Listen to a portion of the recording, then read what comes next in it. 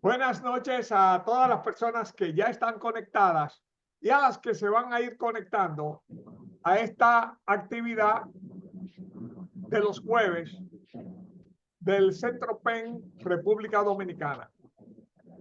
Hoy vamos a trabajar con un mini taller centrado en los ganchos.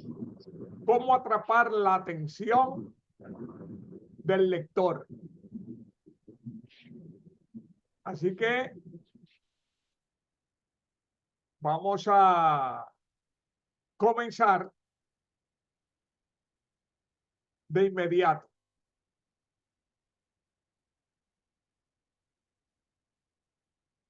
Y comencemos hablando de las 4 operaciones de edición del borrador.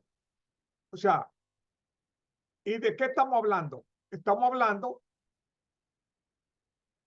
de que el borrador es algo que todos tenemos, ¿verdad?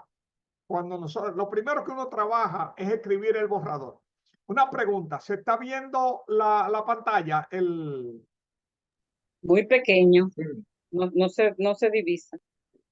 Bueno, O se sea, ve no más se, o menos. no se está viendo El cuadro se está viendo. Dice las 4 operaciones de edición del borrador. Ok, eso es lo que me interesa a mí.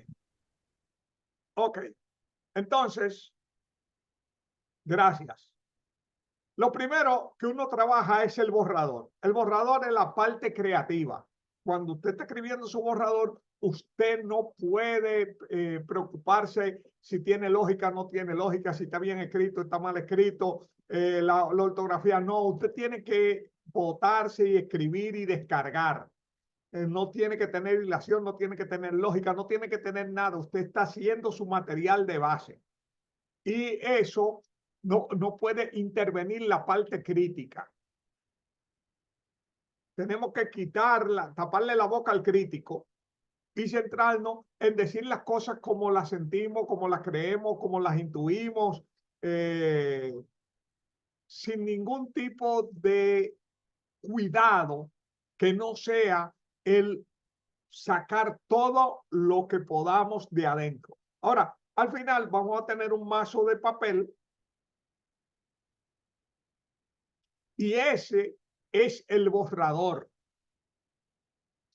Usted no puede editar el borrador mientras lo va escribiendo. Es una de las peores cosas que la gente hace, querer escribir y corregir simultáneamente. Eso es estúpido. Eso no es profesional. Eso es de loco viejo. Usted primero prepara su borrador y luego entonces lo va a someter a estas 4 etapas de edición.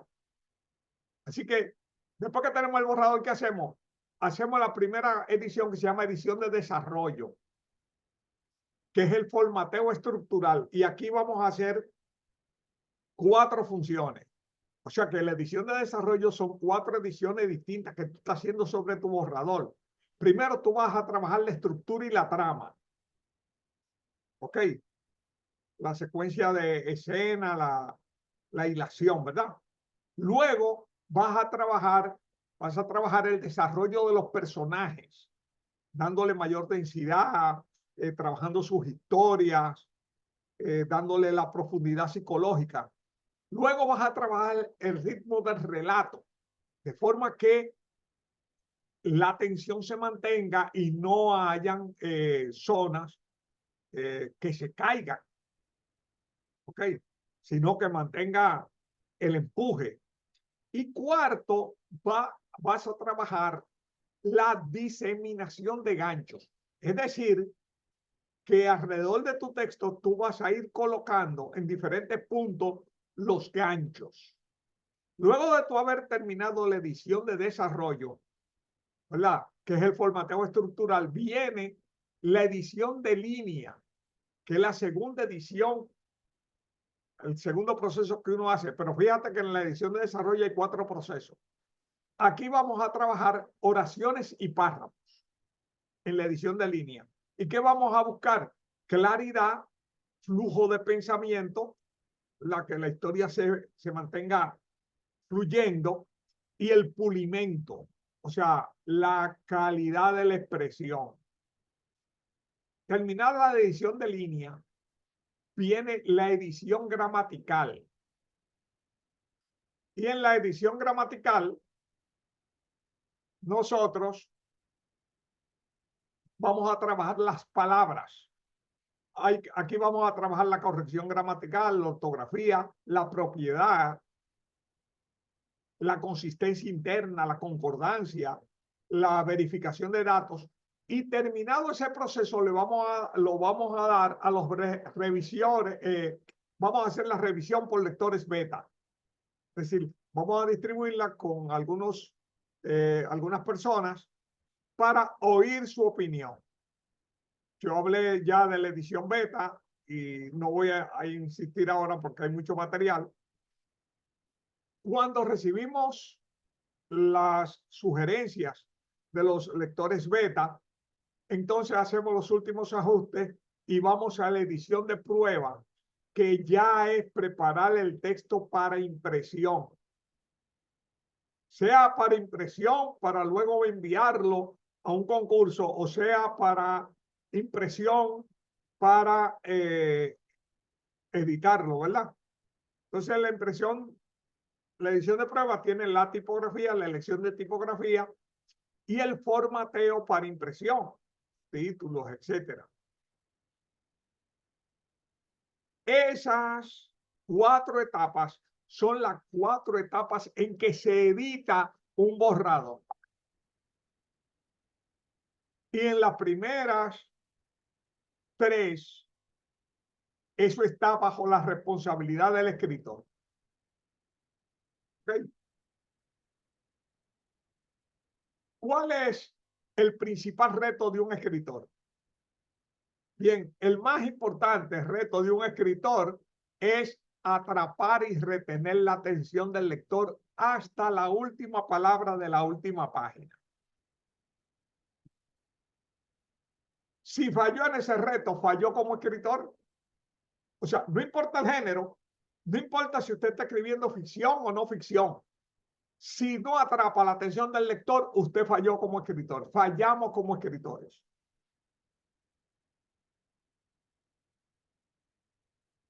Y para eso usamos ganchos. Ahora, ¿qué es un gancho? Un gancho es algo que despierta el interés del lector y le hace formularse una pregunta. Y promete entretenimiento, intriga y emoción al lector. La respuesta a la pregunta que se hace el lector alimenta su curiosidad lo suficiente como para seguir leyendo. Los ganchos más fuertes generan interés y reacciones en el lector.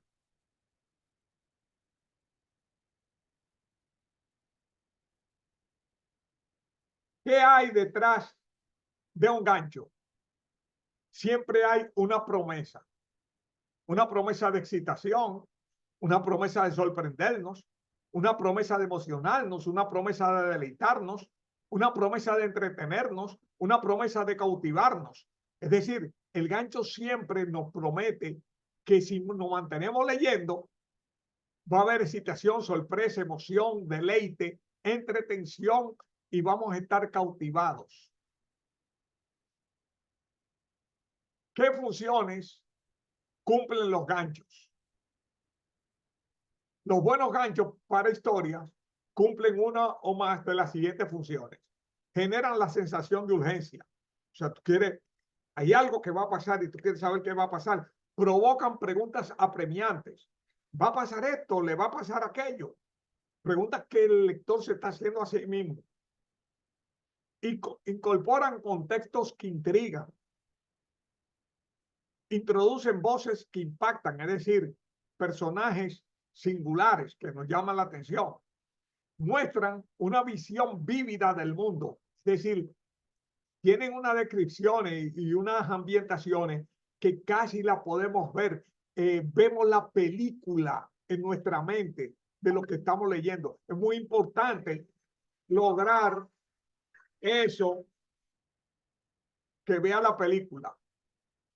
implica conflictos pasados o futuros.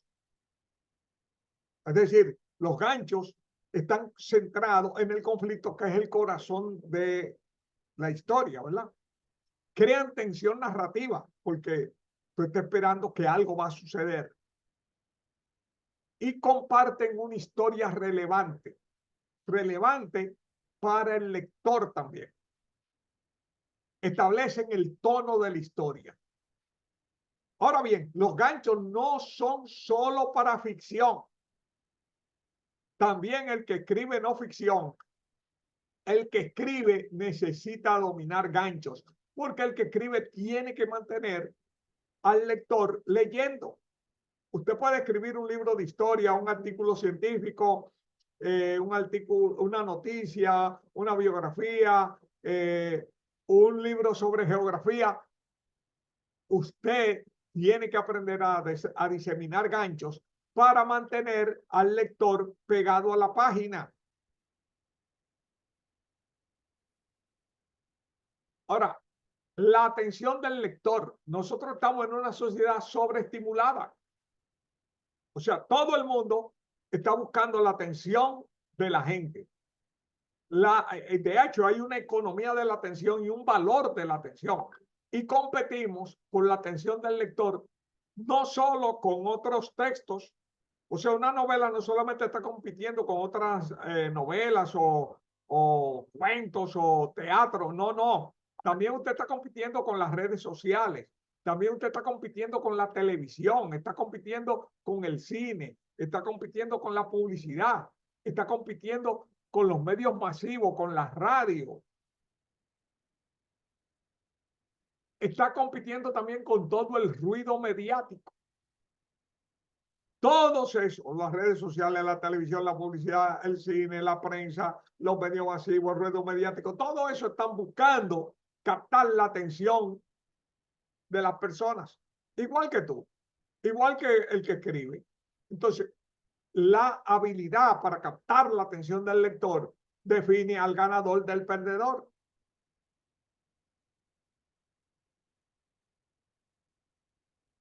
Cuando la persona toma un libro en sus manos, el libro tiene, yo digo, 30 segundos de oportunidad. A veces más, a veces menos. Ok. Los 30 segundos de oportunidad de un libro. Veamos. Fíjate cómo está la gente saltando de un sitio a otro. Esa es la atención. Fíjate el tiempo de atención. Ok.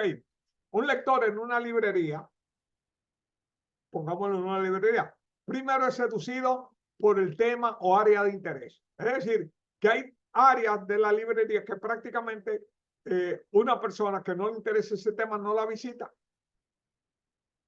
Ahora, luego está la portada, la imagen y el diseño gráfico del libro, que en nuestro país son horrendas normalmente. Y una falta de sentido de la portada por parte incluso de los que publican libros. Hay gente que lo que busca es un cuadro. Busca un cuadro, un pintor que le haga un cuadro. Pero venga acá, usted no entiende. La portada tiene que transmitir el valor del libro para el lector. Si usted pone un cuadro, el cuadro no tiene un valor de comunicación, a menos que el cuadro sea sobre el tema del libro. ¿Ok? Pero la portada, normalmente aquí, la mayoría de las portadas realmente son horrendas. Porque no se tiene un sentido de la portada, de la comunicación, del diseño gráfico. Luego está el título. El título. Luego está el autor. Luego está la primera línea del texto. Es decir, que la persona coge el libro porque le llamó la atención el tema, porque le llamó la atención la portada, porque le llamó la atención el título. Lo abre y va a la primera línea, al primer párrafo. Y si no lo atrapó, la gente soltó ese libro y cogió otro.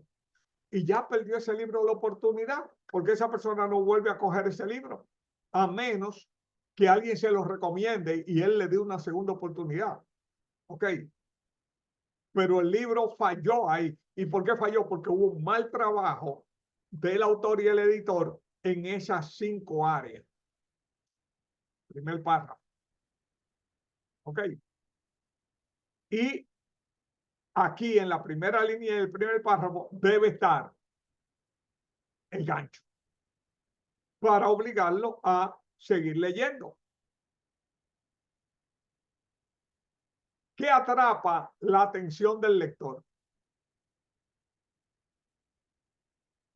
Primero, el peligro o riesgo. Eso es las cosas donde hay peligro o riesgo, eso a la gente le interesa. La expectativa de lo que va a suceder. O sea, ¿qué va a pasar después de esto? La amenaza inminente, cómo se van a salvar. Lo inesperado. Lo extraño y sorprendente. El desafío o reto. Aquiles, perdón, no se está viendo lo que usted está diciendo, solamente el título y la imagen. No se está viendo los textos. No, O sea, déjame descargarlo y entonces volverlo a cargar ahora. Volverle a dar a compartir.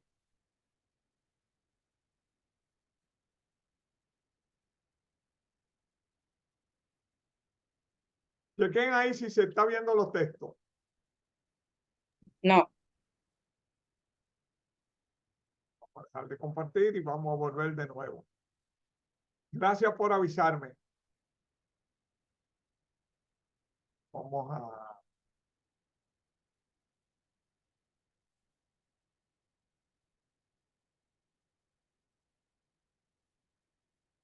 ¿Se ven ahí los textos? sí, ahora sí. Ok. Entonces, seguimos hablando de lo que atrapa la atención del lector, el peligro o riesgo, la expectativa de lo que va a suceder, la amenaza inminente,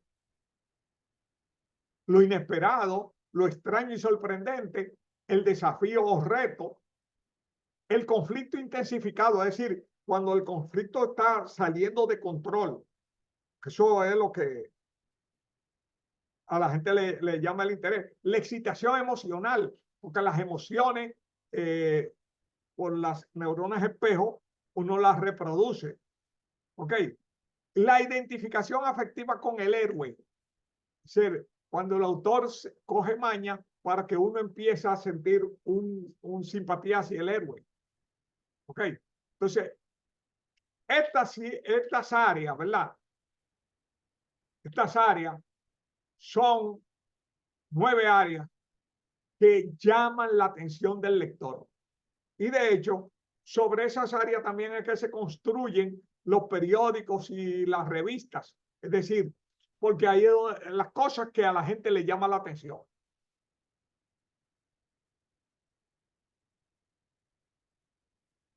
Ahora, los párrafos y las oraciones tienen objetivos. La tarea de la primera línea de un texto es que se lea la segunda. La de la segunda línea es inducir a que se lea el primer párrafo hasta el final. Fíjense, independientemente de lo que digan, esa línea tiene una tarea. Y si no la cumple, falló, no sirve. ¿Ok? El objetivo del primer párrafo es llevar al lector a que lea la primera página del libro. Y si no lo logró, falló. No sirve como primer párrafo. Porque esa es la tarea.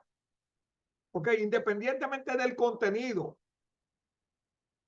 La meta de la primera página es lograr que el lector pase a la segunda página. Y la meta de la segunda página es llevar al lector página tras página a que continúe hasta el final del capítulo. Se están viendo las letras, ¿verdad? Sí, Gracias.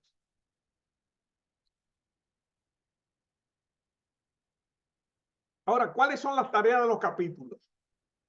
El objetivo del final de un capítulo o escena es llevar al lector a comenzar la siguiente escena o capítulo. Fíjate, independientemente del contenido o de lo que esté tratando, independientemente de que sea ficción o sea no ficción, eso es una tarea.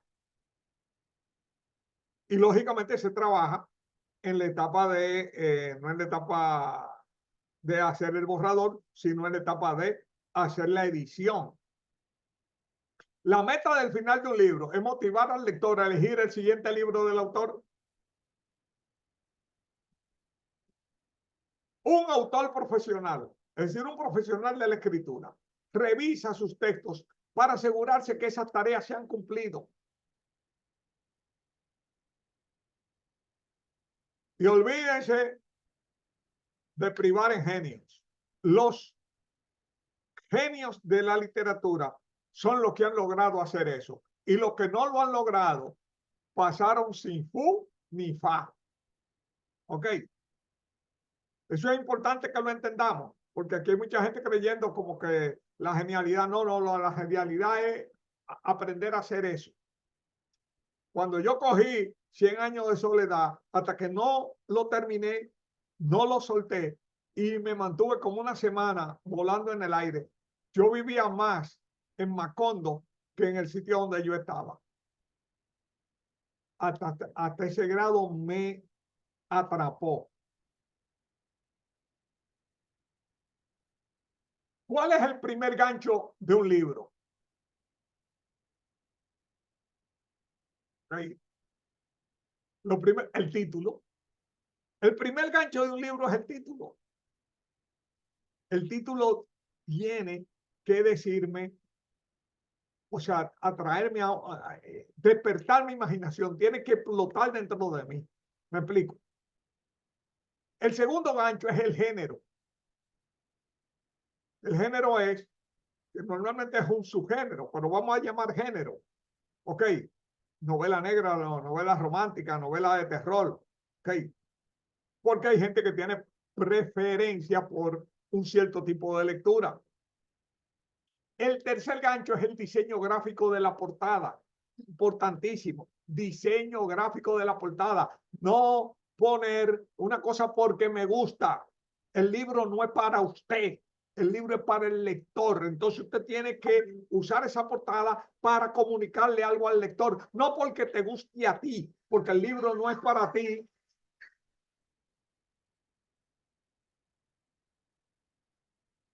El libro no es para ti.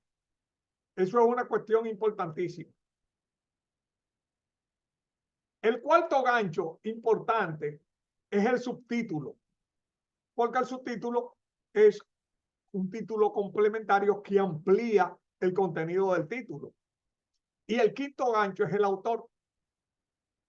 Y a veces el autor se transforma en el primer gancho, porque hay autores tan prestigiosos, con tantos lectores, que la gente solamente por ver el nombre lo compra.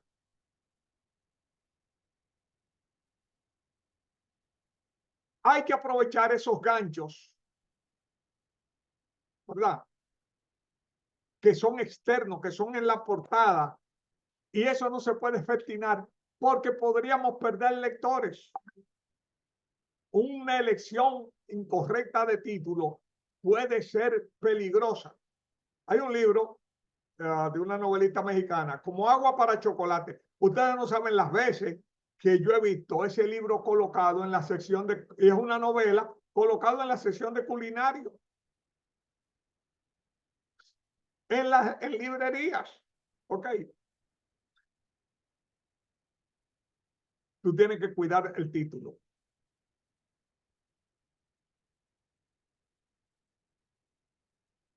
Otro elemento importante es la importancia de comenzar en media res. Y media res es comenzar en la mitad de la historia. Y sobre todo en un momento de mucha acción. Comenzar la historia por la mitad. Cuando ocurre una situación de alto riesgo, peligro o conflicto. Mostrar al protagonista en acción y sus reacciones frente a lo que acontece. Crear la primera oleada de identificación emocional, mostrándolo como agredido, recibiendo un daño inmerecido y en desventaja, porque la gente tiende a tener, los seres humanos tendemos a tener verdaderamente piedad con las víctimas. Y vamos a ver cómo... Aquiles, no se ven los textos. No se están viendo Otra- los títulos. Otra vez no se ven. Vamos a empezar a hacerlo de nuevo. Gracias. No sé qué está pasando, Fer.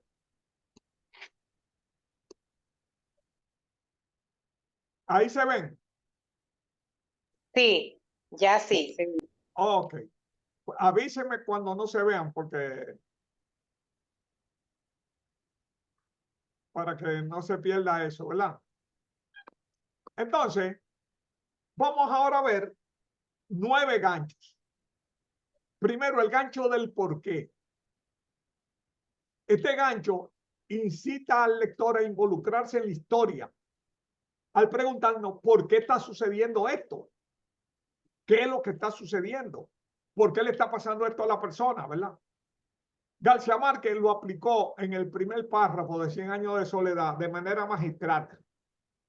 Hay que estudiar a los maestros. Ahora, si García Márquez no hubiera comenzado con ese poderoso gancho, óigame, ni es premio Nobel y 100 años de soledad no pasa de un librito cualquiera. Fíjate la importancia de ese gancho, de ese inicio. Ok. Ese comienzo fue clave para el éxito de la novela. Así que mira, veamos ese comienzo. Muchos años después, fíjate, comienza en medias res. No comienza al comienzo, no, muchos años después. O sea, prácticamente en medio de un lío, frente al pelotón de fusilamiento, el coronel Aureliano Buendía, y te marqué en rojo los puntos donde García Márquez, aquí no dice el personaje con el cual nosotros vamos a crear la identificación. ¿Por qué? Porque nosotros nos vamos a solidarizar con una persona que está frente al pelotón de fusilamiento. Él no está matando a nadie, él lo está matando. Había de recordar aquella tarde remota en que su padre lo llevó a conocer el hielo. Algo extraño, ¿verdad? Macondo era entonces una aldea de 20 casas de... Fíjate que él está en una cosa de fusilamiento y de pronto salta a hablar de Macondo, del lugar donde él vivía. Macondo era entonces una aldea de 20 casas de barro y caña brava construidas a la orilla de un río de aguas diáfanas que se precipitaban por un lecho de piedras pulidas, blancas y enormes, como huevos prehistóricos. El mundo era tan reciente que muchas cosas carecían de nombre y para mencionarlas había que señalarlas con el dedo. Espectacular. Una de las cosas que hace un autor es trabajar mucho ese primer párrafo. Es decir, que ese primer párrafo no fue que así fue que empezó la historia. No. Eso es después de mucho tiempo García Márquez buscando cómo yo atrapo al lector. Ahora veamos otro maestro, ¿verdad? Mario Vargas Llosa, en La ciudad y los perros. Pregunta del por qué. ¿Por qué lo estaban fusilando? Eso te queda ahí. Y tú quieres saber si lo fusilaron o no lo fusilaron. 4, dijo el jaguar. Los rostros se suavizaron en el resplandor vacilante que el globo de luz difundía por el recinto, a través de escasas partículas limpias de vidrio. El peligro había desaparecido para todos, salvo para Porfirio Cava. Ya tú sabes,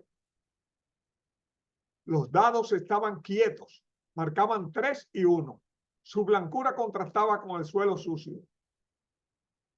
4, repitió el jaguar. ¿Quién? Yo, murmuró Cava. Dije 4. Apúrate, replicó el jaguar. Ya sabes, el segundo de la izquierda. Ahora tú quieres saber a qué peligro era que el jaguar, era que Porfirio Cava se enfrentaba. Ok. sea, lo que hace Vargas Llosa es instalarte a ti en una situación de peligro, en un grupo de personas que están eligiendo quién va a hacer una tarea con los dados.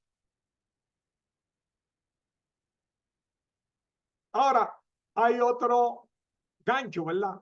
Es el gancho del porqué. Ahora vamos al gancho del carácter, que tiene que ver con el protagonista. Es importante darle al lector un personaje con el cual identificarse, simpatizar y a través del cual vivir la historia. Y este es el segundo gancho más importante.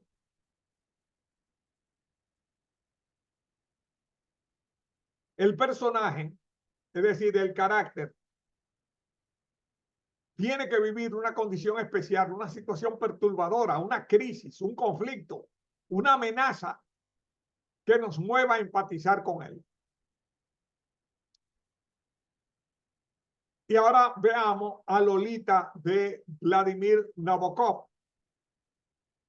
Y mira ese primer párrafo, donde te introduce a una persona que está alterada, que es una persona que está fuera de control, una persona que está viviendo una intensa pasión. Lolita, luz de mi vida, fuego de mis entrañas, pecado mío, alma mía, Lolita. La punta de la lengua emprende un viaje de 3 pasos, desde el borde del paladar para apoyarse en el tercero en el borde de los dientes. Lolita. Era sencillamente por la mañana, 1,48 m de estatura con pies descalzos. Era Lola con pantalones. Era Dolly en la escuela. Era Dolores cuando filmaba. Pero en mis brazos era siempre Lolita. Tú ves una persona alterada y tú, ¿cómo? ¿Quién es esta muchacha que ha puesto a este tipo tan vuelto loco? Ahora veamos otro caso del personaje, Franz Kafka, la metamorfosis. Una mañana al despertar, Gregorio Samsa, de un sueño agitado, se encontró sobre su cama convertido en un horrible insecto. Ya eso te va diciendo a ti literatura fantástica. Un tipo despierta y se encuentra convertido en un insecto. Estaba acostado sobre su espalda y era dura como un caparazón. Al levantar un poco la cabeza pudo ver su vientre curvo, oscuro, dividido en partes rígidas y arqueadas. Sobre esas protuberancias, a duras penas podía sostenerse el cubrecama, que estaba a punto de resbalar al suelo. Tenía muchas patas, ridículamente pequeñas en comparación con el resto de su cuerpo, y se agitaban con desesperación ante sus ojos. ¿Qué me ocurrió?, pensó. ¿Y tú quieres saber cómo fue que ese tipo pasó de ser un ser humano a un escarabajo y qué le siguió sucediendo? Y ahora tenemos otro ejemplo de personaje en esta entrada de comienzo de Redoble por Rancas. ¿Ok?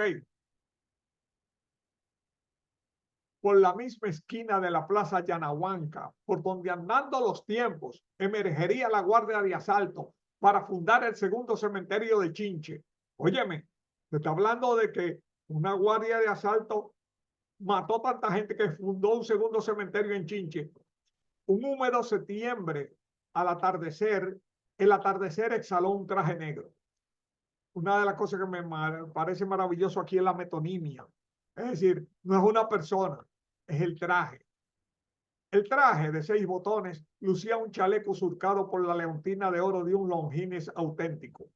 Como todos los atardeceres de los últimos 30 años, el traje descendió a la plaza para iniciar los 60 minutos de su imperturbable paseo. Así comienza el primer capítulo del Redoble por Rancas de Manuel Escorza, un novelista peruano espectacular con ese ciclo de novelas, porque es una serie que empieza Redoble por Rancas. Está Grabón Vuelo Invisible, la balada, o sea, varios. Espectacular. Yo me lo leí y es uno de los autores que yo más he disfrutado poeta magnífico, magnífico novelista. Ahora, vamos a seguir. Ahora tenemos a Patrick Süskind, El comienzo del perfume. Estamos hablando del gancho del personaje, del carácter, ¿verdad? En el siglo XVIII vivió en Francia uno de los hombres más geniales y abominables de una época en que no escasearon los hombres abominables y geniales. Aquí relataremos su historia. Se llamaba Jean-Baptiste Renoir, y si su nombre, a diferencia del de otros monstruos geniales como de Sade, Saint-Just, Fouché, Napoleón, etc., ha caído en el olvido, no se debe en modo alguno a que Grenouille fuera la saga de estos hombres célebres y tenebrosos en altanería, desprecio por sus semejantes, inmoralidad, en una palabra, impiedad, sino a que su genio y su única ambición se limitaban a un terreno que no deja huellas en la historia, al efímero mundo de los olores.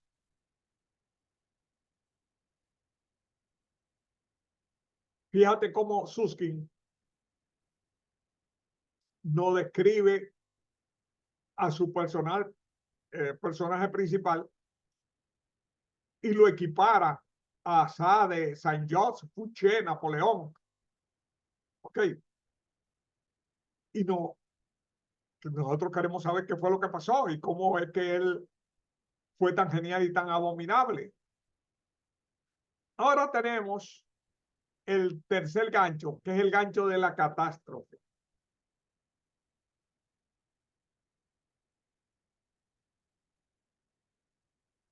Cuando comenzamos in medias res, nada mejor que iniciar con un evento que ponga en serio riesgo al personaje. Una catástrofe.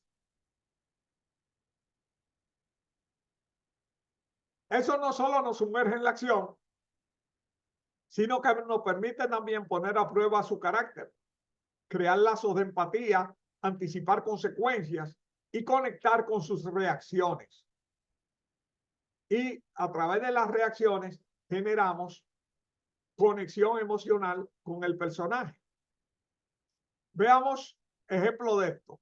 Aquí tenemos una novela de Yuri Herrera, Señales que precederán al fin del mundo.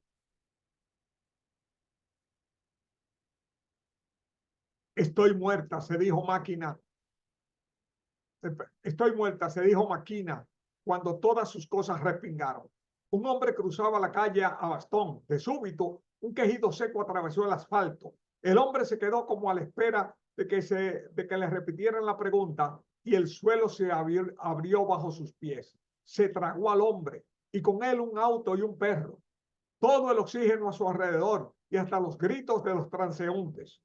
Estoy muerta, se dijo Máquina, y apenas lo había dicho, su cuerpo entero comenzó a resistir la sentencia y batió los pies desesperadamente hacia atrás, cada paso a un pie del deslave, hasta que el precipicio se definió en un círculo de perfección y Máquina quedó a salvo.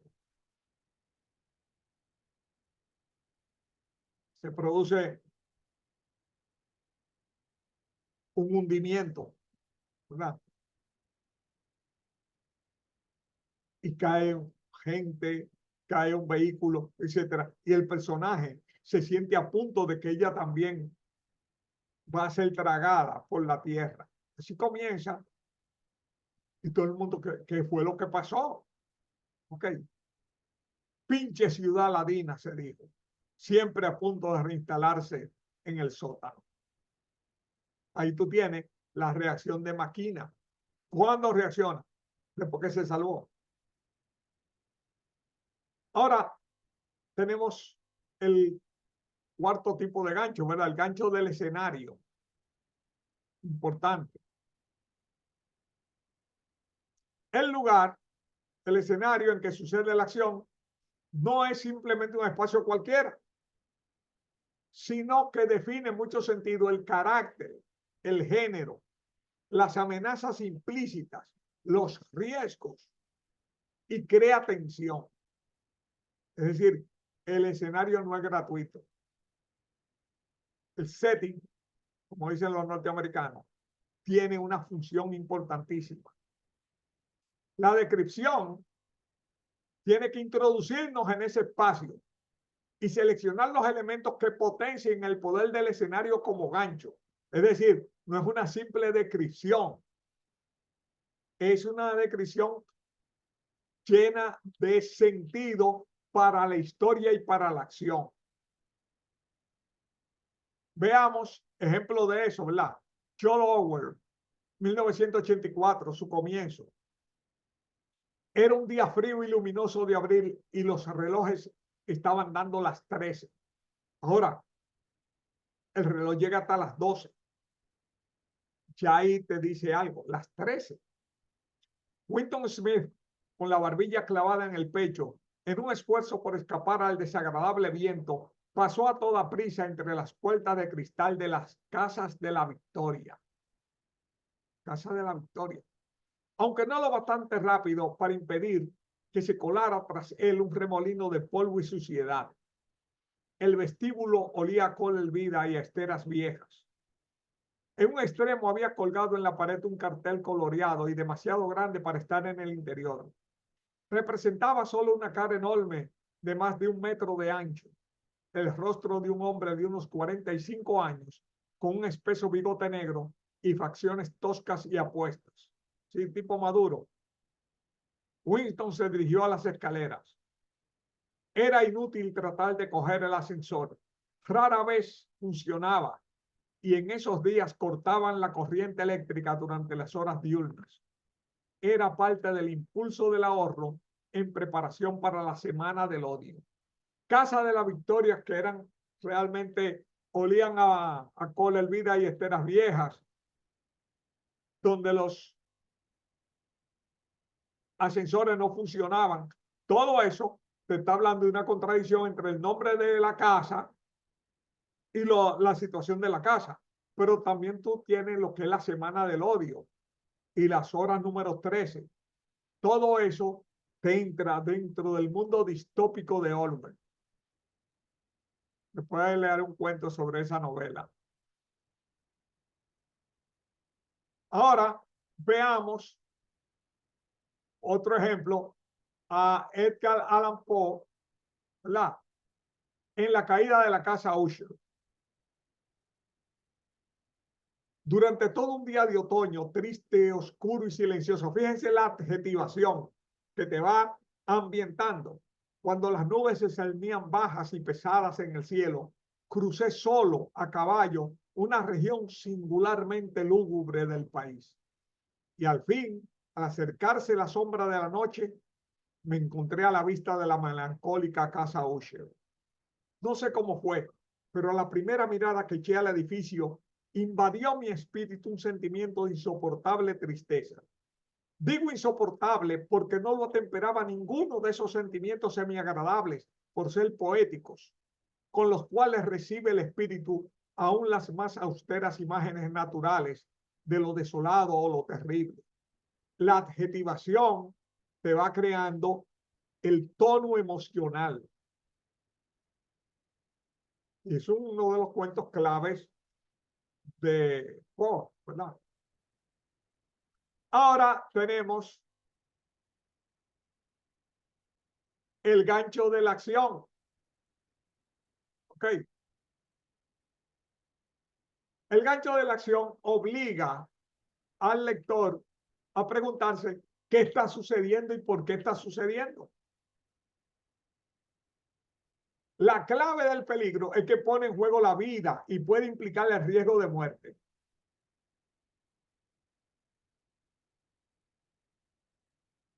Y cuando hablamos de muerte, hablamos de 4 tipos de muerte distintas.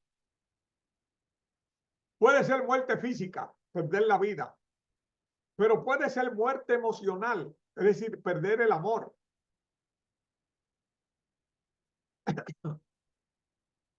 Puede ser muerte social, perder el prestigio, perder la posición, ser degradado. O puede ser muerte financiera, arruinarse, perder empresa, perder dinero.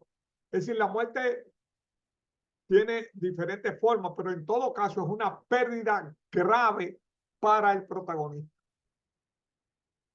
Y es muy importante que eso esté definido porque eso es lo que le da tensión al texto. Si la persona no tiene nada que perder, ese texto no representa interés para el lector.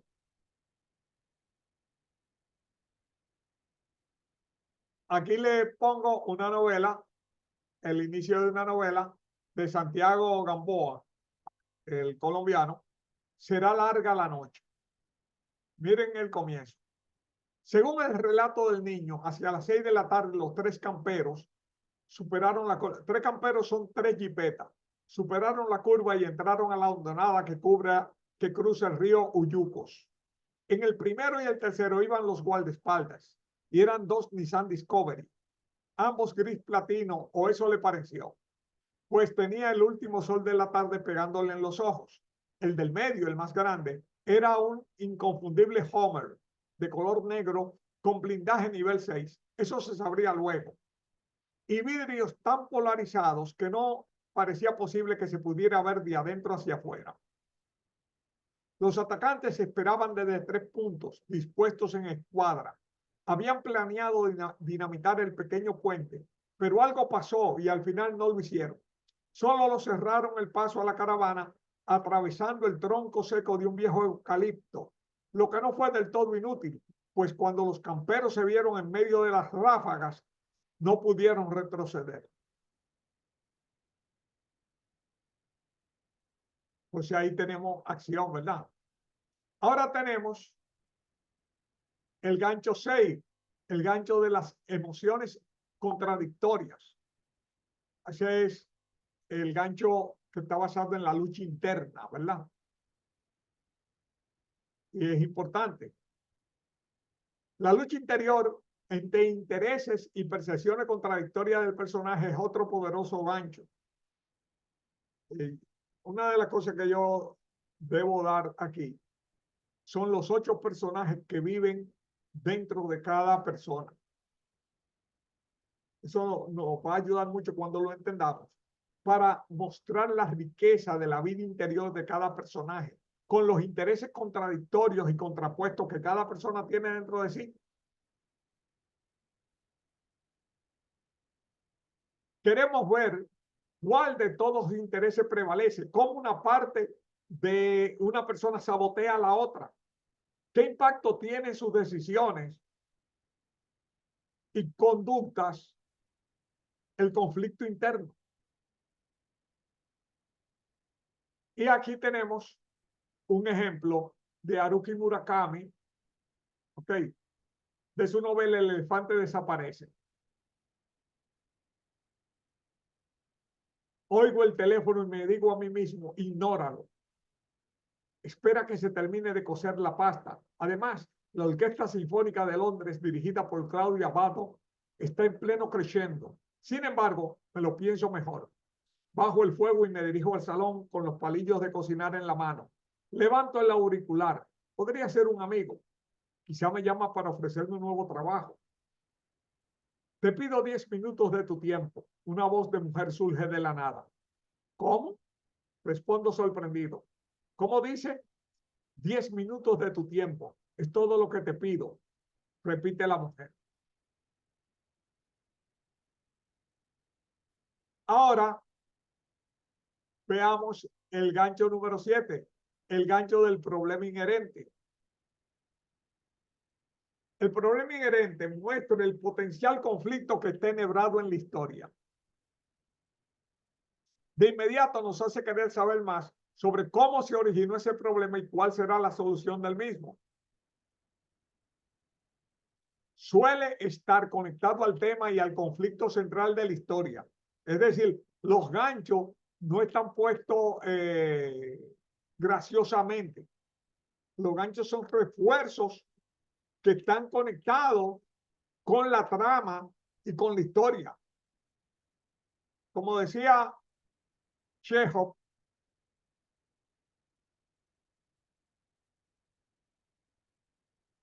si en la primera descripción que usted hace de un lugar hay una escopeta, esa escopeta tiene que usarse, porque usted no puede crear una expectativa y dejar esa expectativa sin sentido. Si usted la mencionó, es porque esa escopeta va a jugar un rol dentro de la historia. Eso lo escribió un autor con un dominio del oficio tremendo como Anton Chekhov, ¿verdad? Veamos un ejemplo de Juan Rulfo, Pedro Páramo. Vine a Comala porque me dijeron que acá vivía mi padre, un tal Pedro Páramo. Mi madre me lo dijo. Y yo le prometí que vendría a verlo en cuanto ella muriera. Le apreté sus manos en señal de que lo haría, pues ella estaba por morirse y yo en un plan de prometerlo todo. No dejes de ir a visitarlo, me recomendó. Se llama de este modo y de este otro. Estoy seguro que le dará gusto conocerte. Entonces no pude hacer otra cosa sino decirle que así lo haría. Y de tanto decírselo se lo seguí diciendo, aun después de que a mis manos se les costó trabajo zafarse de sus manos muertas. Todavía antes me había dicho, no vayas a pedirle nada, exígele lo nuestro. Lo que estuvo obligado a darme y nunca me dio. El olvido en que nos tuvo mi hijo, cóbraselo caro. Así lo haré, madre. Ahí usted tiene el conflicto inherente, el rencor, el resentimiento, hasta el odio,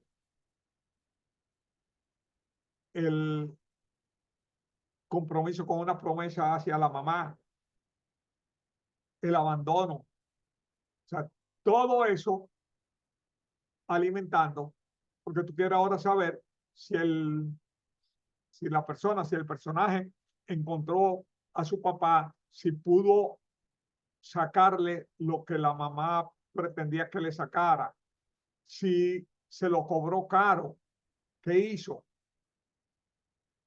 Ahora, Margarite Chursenar, Memorias de Adriano. He ido esta mañana a ver a mi médico Hermógenes, que acaba de regresar a la villa después de un largo viaje por Asia. El examen debía hacerse en ayunas. Habíamos convenido encontrarnos en las primeras horas del día. Me tendí sobre un lecho luego de despojarme del manto y la túnica. Te evito detalles que te resultarían tan desagradables como a mí mismo, y la descripción del cuerpo de un hombre que envejece y se prepara a morir de una hidropesía del corazón. Digamos solamente que tosí, respiré y contuve el aliento conforme a las indicaciones de Hermógenes, alarmado a pesar suyo por el rápido progreso de la enfermedad y pronto a descargar el peso de la culpa en el joven Iollas, que me atendió durante su ausencia. Es difícil seguir siendo emperador ante un médico y también es difícil guardar la calidad de hombre. Okay. Esto tiene ahí el drama, el emperador muriéndose.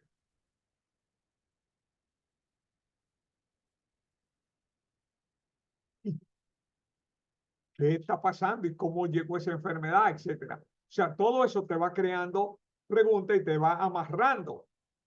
Ok. Ahora vamos al siguiente. El gancho de la meta que el personaje se propone. ¿Qué persigue el personaje? ¿Hacia qué se mueve? ¿Qué pretende conseguir? ¿En qué grado está comprometido con ese propósito? El objetivo del escritor es lograr que nos identifiquemos con ese objetivo, porque eso es clave para involucrarnos en la historia. Y siempre veamos un ejemplo de la aplicación de ese gancho, ¿verdad? Ernest Hemingway, El viejo y el mar. Y aquí vamos a ver incluso algunos de los trucos que hemos dicho anteriormente. Miren cómo comienza Hemingway. Era un viejo que pescaba solo en un bote en la corriente del Golfo y hacía 84 días que no cogía un pez. Es decir,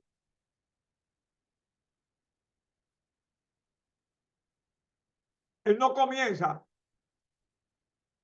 en el primer día de los del día 84. Él comienza a los 84 días del viejo estar pescando sin lograr resultados. Eso es in medias res, ¿verdad? En los primeros 40 días había tenido consigo a un muchacho, pero después de 40 días sin haber pescado, los padres del muchacho le habían dicho que el viejo estaba definitiva y rematadamente salado, lo cual era la peor forma de la mala suerte. Y por orden de sus padres, el muchacho había salido en otro bote que cogió 3 buenos peces la primera semana. Entristecía al muchacho ver al viejo regresar todos los días con su bote vacío. Y ahí nosotros empezamos a tener piedad y compasión por el viejo. Y siempre bajaba a ayudarle a cargar los rollos de sedal o el bichero y el alpón y la vela arrollada al mástil. La vela estaba remendada con sacos de harina, lo que te da pobreza, ¿verdad? Y arrollada parecía una bandera en permanente derrota. Entonces, fíjate cómo Hemingway te va presentando a una persona en desventaja, a una persona que está perdiendo pese a estar haciendo el esfuerzo, todo lo cual nos lleva a crear simpatía hacia él, porque la persona abusada, maltratada, débil, nosotros tenemos la propensión a simpatizar. Un primer párrafo formidable. Y vamos a trabajar un último gancho, ¿verdad? Que es el cliffhanger. El cliffhanger o final de suspenso consiste en colocar al protagonista o a un personaje importante en una situación extrema al final de un capítulo. ¿Por qué? Porque al final del capítulo tiene que llevarte a leer el otro capítulo. Y precisamente por eso se trabaja el cliffhanger. Okay. La función del cliffhanger es operar como gancho para obligar al lector a seguir leyendo, para enterarse de qué sucedió. Y aquí voy a tener otro invitado, que es Stephen King, de su novela Quien pierde paga, de una serie espectacular de novelas policíacas de Stephen King. En esta serie, él comenzó con Mr. Mercedes, espectacular novela, donde usted ve la maestría de uno de los escritores maestros de la literatura, digno del premio Nobel, ¿ok? Y de los que va a quedar, y del que todo escritor debe aprender.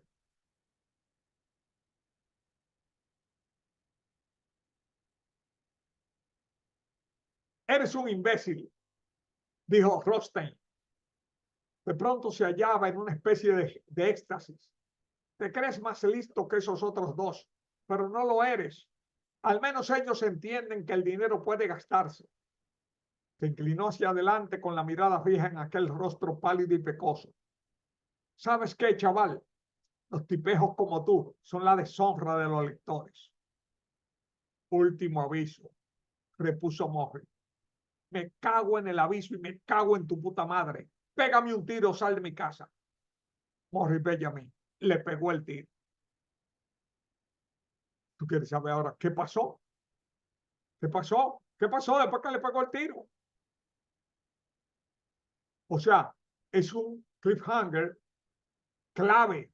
¿Por qué? Porque tú vas a seguir para saber qué sucedió, cómo salió de ese lío. Lo buscaron, lo metieron preso, etc. Muy buen cierre. Ese es el cierre del primer capítulo de esa novela. ¿Hay más ganchos que esos 9? Oh, claro que sí. Lo que no hay es más tiempo. O sea, en este Zoom. Vamos a parar aquí en esta parte para la parte que tiene que ver con preguntas, intervenciones, etcétera. Pero es un tema que vale la pena seguir y esperamos en una segunda oportunidad ampliar con otros ganchos y otras consideraciones útiles, porque no solamente vimos los ganchos, ¿verdad? También vimos las diferentes etapas o estadios de la edición. Importante. Aquí hay gente que no sabe editar, que no tiene idea de edición. Y hay otros que esperan que el que lea lo edite. O sea, y esa no es la función de un lector beta. Cuando tú entregas un texto a un lector beta, ese texto para ti está lo más terminado posible. No es para que un escritor, otra persona, empiece a descubrirte faltas ortográficas, falta de, o sea, porque eso significa que tú no hiciste tu trabajo. ¿Ok? Y hay editores ahora con inteligencia artificial, programas de edición que te ayudan muchísimo. La clave es entender que diseminar los ganchos. Los ganchos no se diseminan solamente en la primera página ni en el primer capítulo, no. Los ganchos se diseminan a lo largo de todo el libro, incluyendo la última línea que debe funcionar como un gancho para tu próximo libro. ¿Ok? Un escritor siempre está manejando la atención, la emoción y el interés del lector. De eso es que se trata escribir. Y eso es lo que diferencia a los buenos escritores de la gente que emborrona cuartilla y hace cosas intragables. Ahora, todos los ganchos deben ser orgánicos con la trama y con la historia. O sea, no estar puestos ahí por decoración,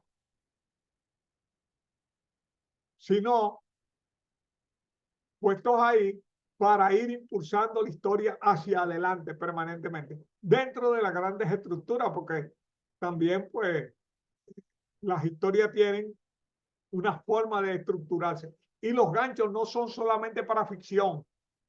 Tal vez valga la pena hacer un zoom también para los ganchos de la no ficción. Es decir, todas las noticias, los artículos, los ensayos, los libros de cualquier tipo deben estar estructurados con ganchos para manejar la atención del lector.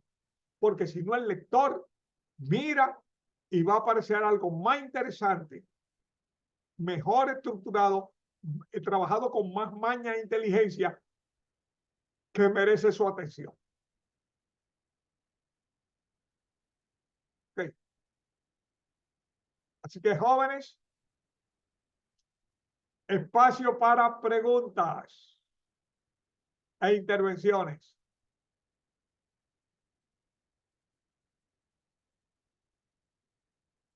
Vamos a ver. Hola, Aquiles. Buenas noches. Espero en Dios que estén todos bien.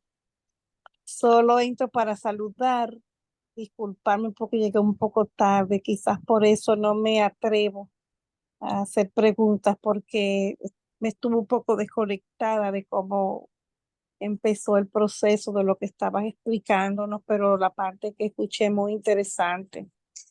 Un abrazo para todos. Muy bien, gracias, Máxima. Vamos a ver, ¿quién más? Milcíades. Sí, buenas noches.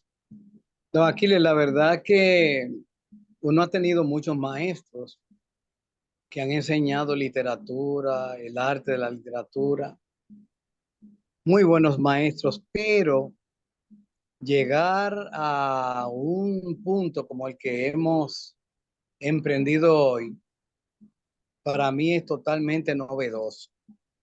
Esas técnicas que usted ha propuesto esta noche la verdad que nos han puesto a reflexionar mucho, mucho.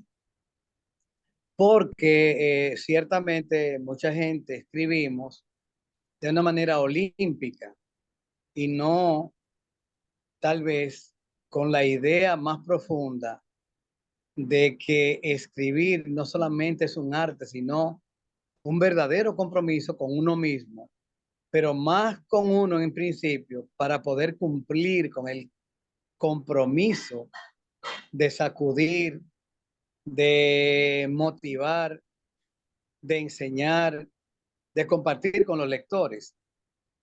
Cuando usted hablaba ahorita de las carátulas, de las portadas, me transporté de inmediato a ese libro que yo publiqué hace un tiempito, que se llama, un poemario, se llama Mujer de Cristal y Luna,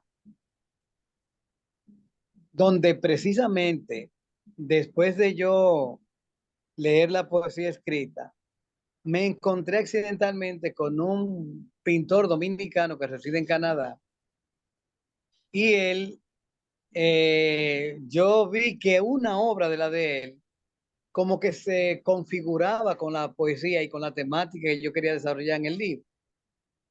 Hice contacto con él se emocionó tanto, le mandé algunos poemas y él dijo, pero es verdad lo que usted me dice. Yo veo que en mi obra, que no tenía nada que ver con la suya, pareciera que hay algún tipo de coincidencia.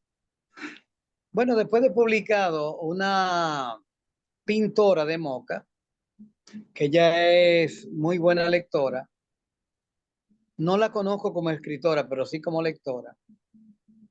Yo le pregunté que qué le había parecido el libro, la forma, la portada, y me dice, te voy a decir la verdad. Me gustó más el contenido, dice, me gustó más el contenido que la obra que tú pusiste delante. Y la obra no está fea, ni está rara, ni nada. Es una obra de hasta muy, muy buena la encuentro.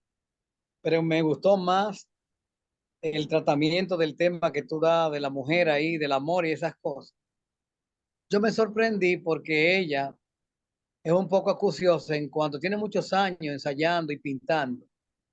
Inclusive ella tiene una heladería aquí en Moca y ha ganado premios internacionales por la cocción de sabores y esas cosas.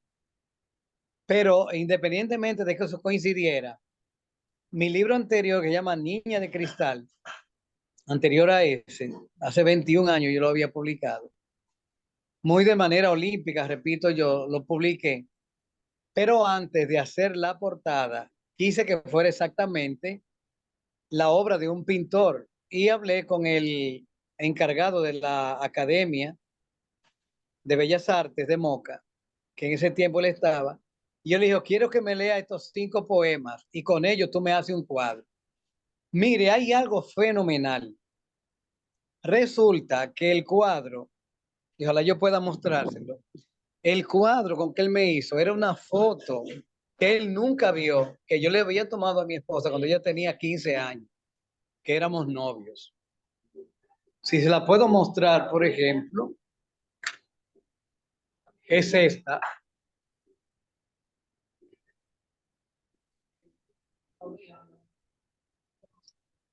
Con sus detalles, él hizo esa obra. Y él mismo se sacudió porque yo luego le mostré la foto que yo tenía más de 25 años con esa foto de guardada de cuando mi esposa y yo nos enamoramos. Entonces esta es la otra obra del autor Cano, que reside en Canadá en los actuales momentos. Él tiene una cantidad inmensa de obras publicadas ahí. Y él se emocionó tanto que hasta me compró 20 libros de un solo tiro. Pero eso veo que fueron simples coincidencias y azares, diferente a tener una conciencia técnica del trabajo. Por eso yo agradezco en gran medida estas lecciones, porque a mí en particular, me están llamando a volver a estudiar a fondo lo que uno hace. Ahora tiene uno más temor de escribir para no andar escribiendo sandeces. Oye, Sin embargo, yo no le temo en gran medida a eso, pero veo que hay que tener mucho cuidado. Y perdone que me haya extendido. no, no, Y oye, muchas gracias. óyeme. Cuando tú escribes, Cuando tú escribes, tú no tienes que preocuparte de lo que tú vas a escribir. Tú lo que tienes que descargarte, tú lo que tienes que soltarte. Porque Correcto, eso no es lo que tú vas a publicar, esa es tu materia prima de trabajo. Luego correcto. tiene los 4 niveles de la edición, que no es un particular que lo hace, sino es el autor trabajando con esa materia prima. Digamos que la materia prima es como tú tener los ingredientes de hacer un sancocho. Y luego la edición es todo tu trabajo de pelarlo, trocearlo, alinearlo, etcétera, y cocerlo, ¿verdad? Hasta llegar al resultado final. Luego, cuando tú tienes el sancocho terminado, tú se lo das a probar a 2 o 3 para ver, dime cómo quedó. Pero tú se lo das a probar después que tú ya para ti eso está perfecto. Eso es la función de los lectores beta. Tú no le das a probar eso cuando está a medio cocido o cuando no tiene todavía la sal o los aliños. Es decir, esa es la parte. En cuanto a la función de la portada, te voy a volver a repetir. Y aquí, claro, muchos pintores que pican su pesito con eso, me pueden matar, pero es un problema de ellos. Las portadas las hacen los diseñadores gráficos sobre la base de un concepto gráfico. Y ese concepto gráfico de la portada debe vender el interior del libro. Es decir, cuando yo veo la portada, ¿entiendes? El libro es un objeto de mercadería, algo para vender. ¿Ok? Entonces, el libro está en una librería donde hay otros libros. No está solo. Ese libro tampoco tú estás ahí para estarlo defendiendo, ni explicándolo, ni justificándolo. El libro está solo frente al posible lector. El posible lector pasa sus ojos sobre el libro y hay otros libros al lado. Esa portada y ese título tienen que ser tan poderosos que atrapen al tipo y lo agarren por el cuello. No, no, mírame, mírame. Si el tipo hizo así, lo miró y no vio nada, tu libro perdió un lector. Entonces, esa portada no te tiene que gustar a ti, porque ese libro no es para ti, ese libro es para el lector. Y lo importante no es que sea artística, lo importante es que comunique un concepto que transmita el contenido del libro, que cree expectativas en el que lo ve, o me explico, que le cree curiosidad, que lo lleve a abrir a coger el bendito libro en la mano y hojearlo. Si un libro si la portada y el título no logran que la persona coge el libro en la mano y lo ojee, eso es un tollo.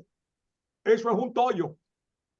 Independientemente de lo que usted diga, una porquería porque no logró el objetivo. El objetivo de una portada y de un título es que la gente coja el bendito libro en la mano y lo ojee. Si no logró eso, usted la mascó. Punto.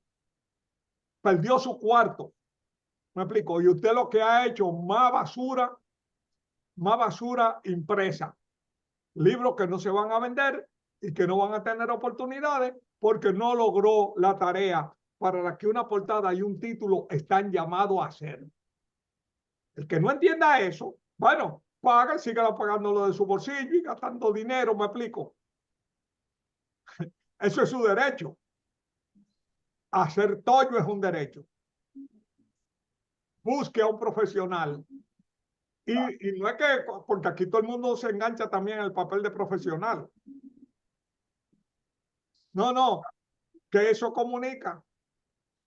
Que eso comunica. Incluso coja el mismo libro con 4 portadas distintas, la puede imprimir incluso a color y ponerla en superposición.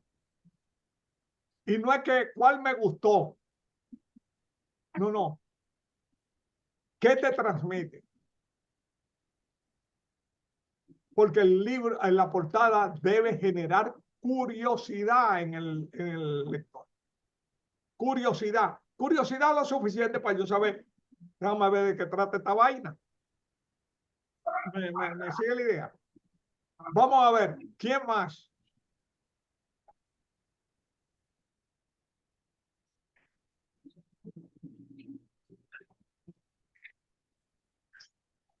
Ayánteme que fue interesante y tienen alguna pregunta, no me hagan eso, que me desanimo y no vuelvo a hacer.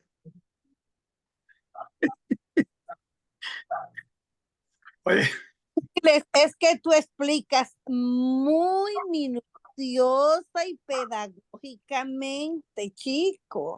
No, Tú no, no, tú no dejas espacio para las dudas. no, al revés. Uno que conteste con tus puntos Yo de hasta vista. tiro 3 o 4 misiles para ver si se despierta.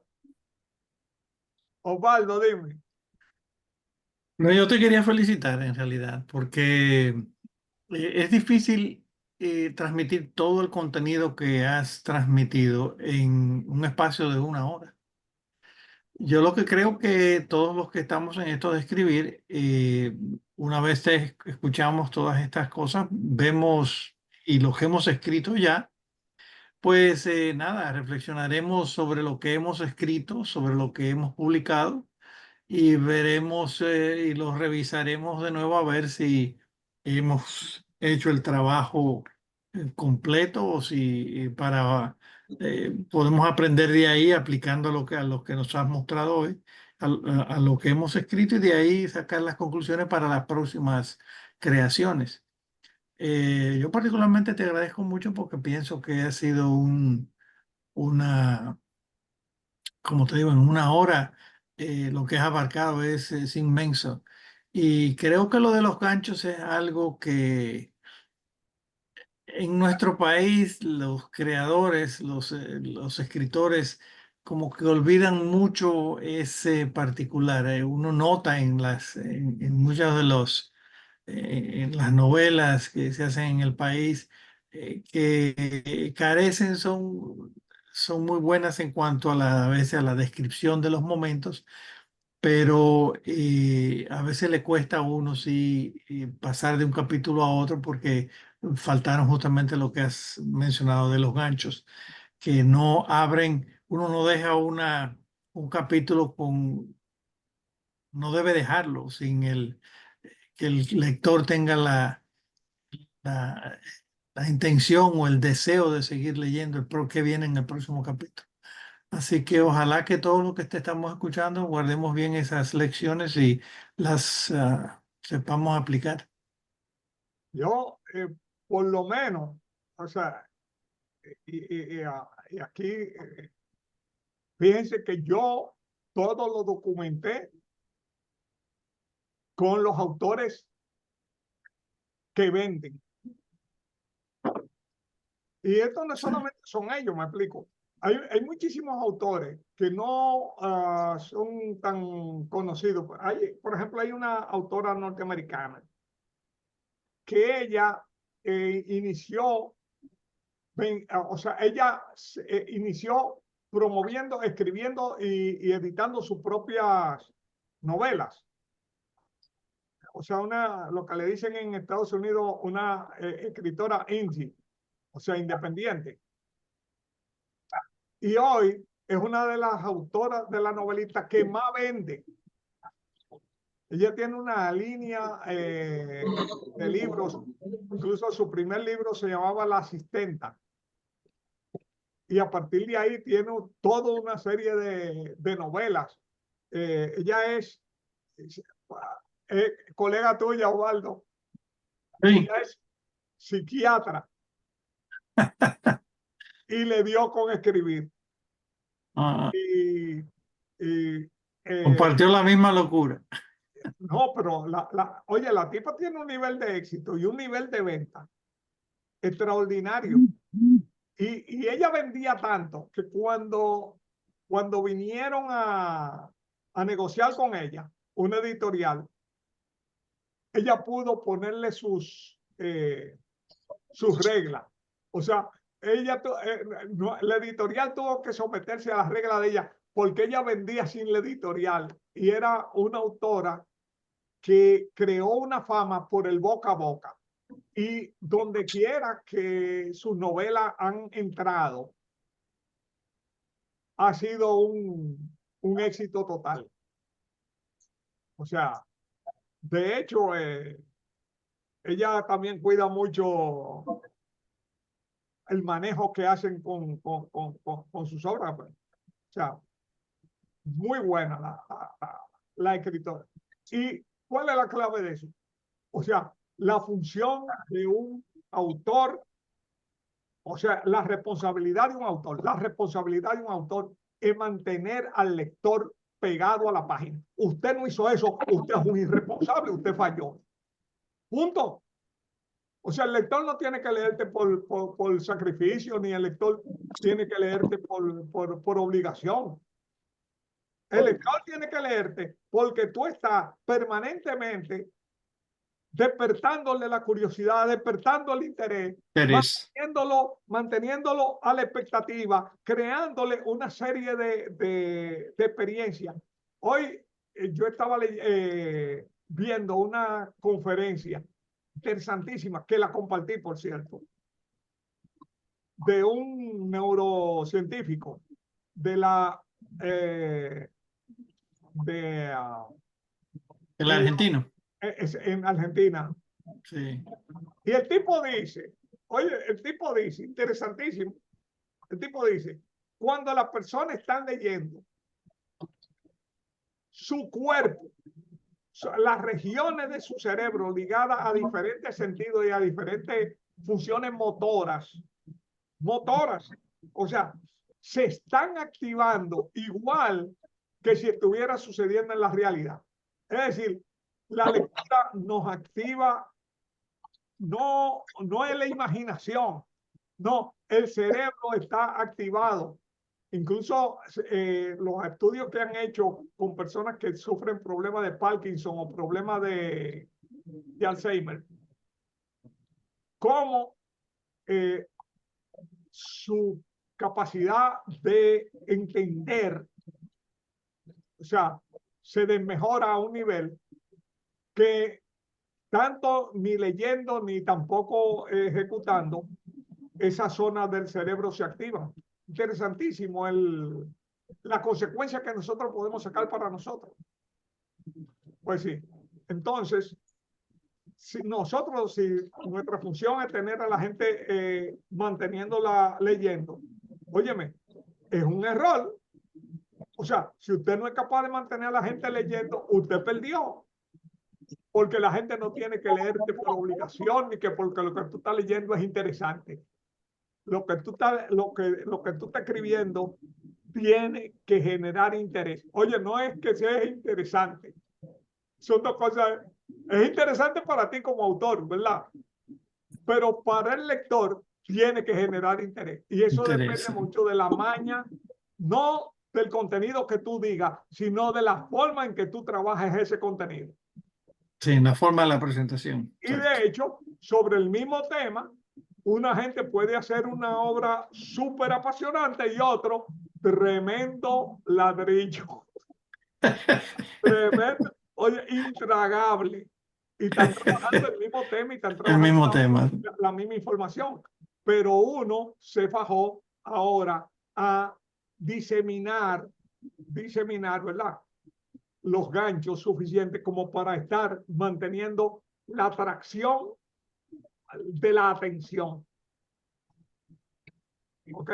Sí, tú sabes dónde se ve mucho los ganchos en las series televisivas, cuando te ponen la serie. Siempre al final te van a dejar con el deseo de ver el próximo capítulo. Y de hecho, los estudios demuestran que la gente ve los fines de semana largos y eso, se tira las series televisivas así en bloques. Se ve como, si es una serie de 20 capítulos, se tira como 5 y 10 o 15 capítulos enseguida porque es casi compulsivo. Te deja justamente un capítulo, te deja en el momento que dices, pero ahora déjame ver qué pasó, qué sigue pasando, y te pasan al segundo capítulo.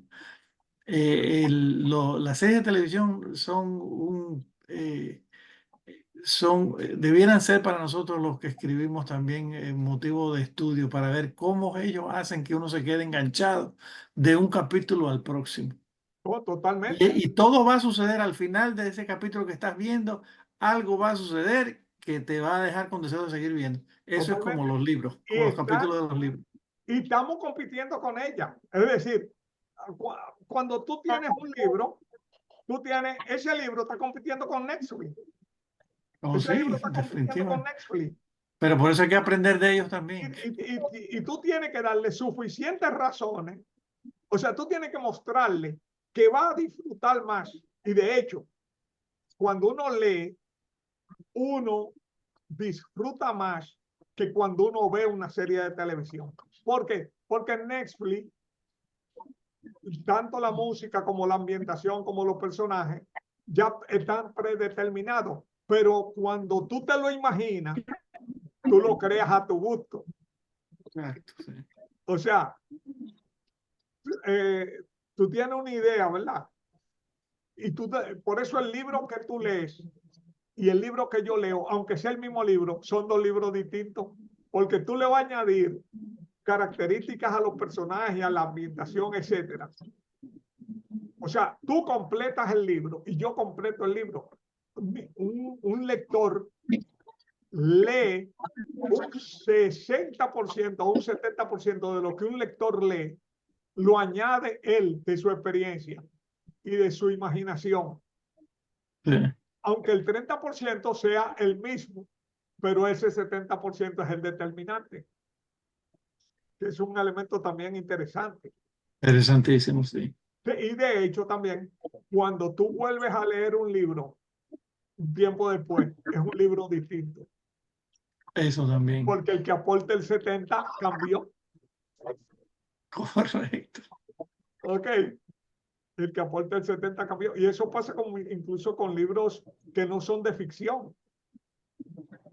Pues sí. Bien, ¿alguien más?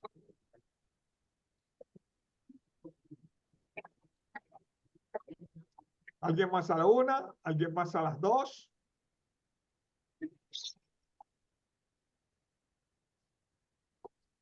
Y parece que nadie más. Ni Entonces, Roberto se despertó. Roberto, Levantó la mano. Roberto, Yo estoy despierto. ¡Qué dice gancho! dice Osvaldo que gancho! cuál era que tu opinión, Gracias. Roberto. No, aquí, como te han dicho anteriormente, realmente para nosotros ha sido cátedra para nosotros poder mejorar las cosas que hacemos. Yo realmente te admiro mucho en ese sentido. Tú tienes una capacidad de enseñanza increíble. Todo lo que explicas prácticamente es muy difícil que uno no lo entienda. Y, eh, y que son cosas que realmente son instrumentos muy válidos en lo que es la escritura. Y nada, yo simplemente te felicito realmente y nosotros estamos bebiendo de la fuente como todos, creo, aquí. Así que me sumo a las felicitaciones de todos y espero que no sea la primera y la única, sino que haya muchas, muchas, muchas más. Eso me Vale. suma. Muy, muy bueno, sí. Sí. Así que esa es mi participación. Gracias, Roberto. Sí. Roberto, fue Osvaldo que te calentó. Ese hermanito mío, sí. Siempre está por ahí. Que Roberto está durmiendo. Y le voy a decir, yo realmente me extraño. A uno no debiera extrañarse tanto de nuestro país, ¿verdad? Pero ustedes no se imaginan la cantidad de gente que está escribiendo aquí, que no sabe lo que es un gancho. O sea, que no sabe lo que son los ganchos. Y si yo le enseño la cantidad de libros exclusivamente dedicados a los ganchos, libros enteros. Ok, en Estados Unidos, los Fishing Hooks, eso es una de las cosas que más se trabaja. ¿Por qué? Porque en Estados Unidos, un autor que no tenga ganchos, óyeme, desde el título, porque recuérdate que el principal título es el gancho. Digo, el gancho es el título es el primer gancho. Pues sí. Y el autor, el tipo que te va a leer, cuando tú mandas un libro a un editorial, que se lo dan a un editor, óyeme, si en la primera línea y en el primer párrafo usted no tiene gancho, el tipo va a ser así y va a tirar ese libro. ¿Por qué? Porque él va a entender que tú eres un tolloso. Usted es un tolloso. ¿Por qué? Porque tú no le puedes pedir a un editor. Pero no le digas así. Pero es que tiene que decirle para que la gente lo sepa. Óyeme, tú no le puedes pedir a una editorial que invierta dinero en algo que no va a atrapar al lector. Ah, no, eso sí, eso es increíble, eso es imposible. O sea, tú no puedes decir, o sea, ahora tú lo quieres gastar de tu cuarto, ¿verdad? Porque tu derecho, y tú quieres hacer plin, plin, plin, plin, plin, plan. Me explico. Y la primera página, plin, plin, plin, plin, plin, plan, plin, plin, plin, plin, plin, plan, plin, plan, plin, plan, plin, plin. Eso es tu derecho, me explico. Pero cuando tú estás pidiendo una editorial que use su dinero para editarte un libro, y cuando tú le estás pidiendo más que a una editorial, ahora tú le estás pidiendo a un lector que dedique dos cosas que al lector no le sobran: su dinero y su tiempo en tus pendejadas, en plin, plin, plin, plin, plin, plan. O sea, ¿entiende la lógica? O sea, tú no le puedes pedir a un lector no tiene tiempo. Mira, yo no tengo tiempo ni para leer todos los libros buenos que existen. Eso es cierto, sí. No se puede leer todo lo bueno que hay. Sí. Autores maravillosos, me explico. Sí. Autores. Entonces, tú no puedes pedirme a mí que yo me dedique mi tiempo. Oye, el tiempo es más importante que el dinero. Porque tú puedes tener dinero para comprar 10 libros, pero no puedes comprar tiempo para leerte esos 10 libros. Es así, eso es lo más valioso que tiene el ser humano. Entonces, tú no le puedes pedir a una persona que gaste su tiempo leyendo algo que no merece ser leído porque usted no hizo su trabajo. ¿Y cuál es tu trabajo? El trabajo de un autor es lograr atrapar al lector. Punto. Lo que pasa también, escúchame, Aquiles, es que eso que tú has hecho hoy, de dar esas técnicas y esos pequeños trucos, eso ni en las universidades aquí lo hacen. Aquí el que escribe generalmente lo hace por vocación, porque le gusta, pero realmente lo hace, como se dice, a mano pelada, porque difícilmente están bien instruidos en lo que es el arte de escribir, que es un arte. Eso pienso yo. Pero Roberto, aquí hay tanta arrogancia intelectual, que fíjate que hay 12 personas que vieron la charla, 12 o 13, y esto lo anuncié. Pero que hay gente que no saben, pero no quieren tampoco demostrar que no saben. Y le da vergüenza.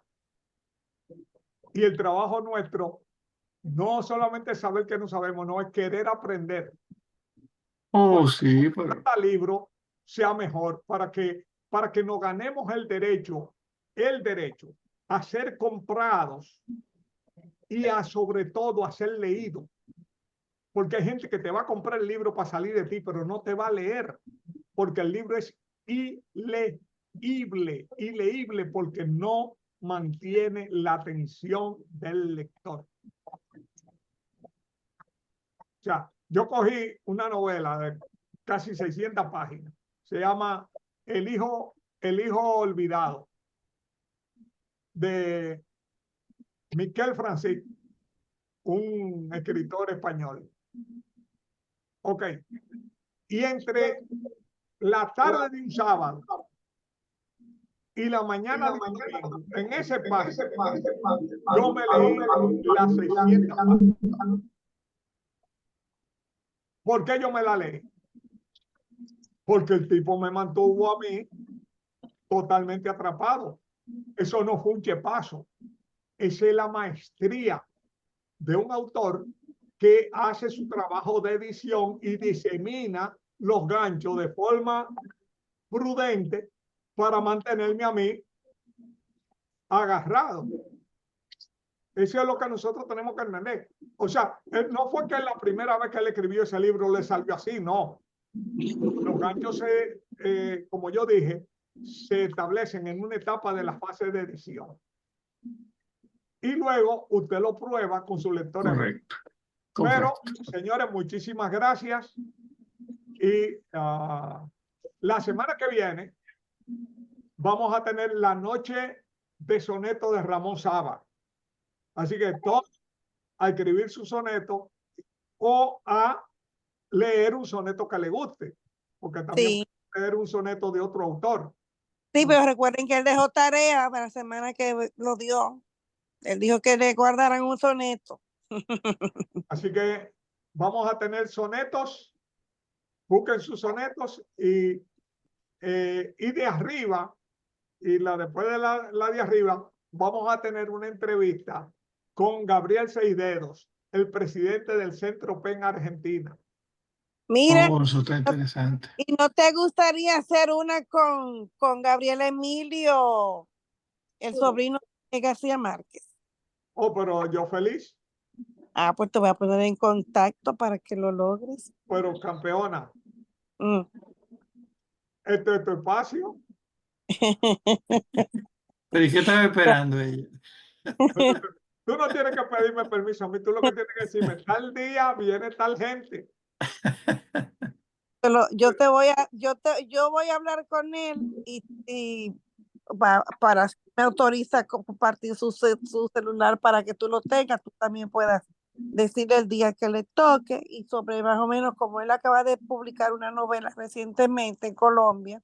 Yo la tengo, la novela, yo la traje cuando vine en enero, pero Qué bien. para que hablen de lo que quieran, porque él es muy abierto, es sumamente una persona muy atenta y extraordinario ser humano, una humildad increíble que tiene. Excelente, excelente eso. Bueno, pues nos vemos la semana que viene. Bendiciones para todos. De acuerdo, un abrazote para todos. Feliz noche. Buenas noches. Un abrazo, feliz noche. Buen descanso.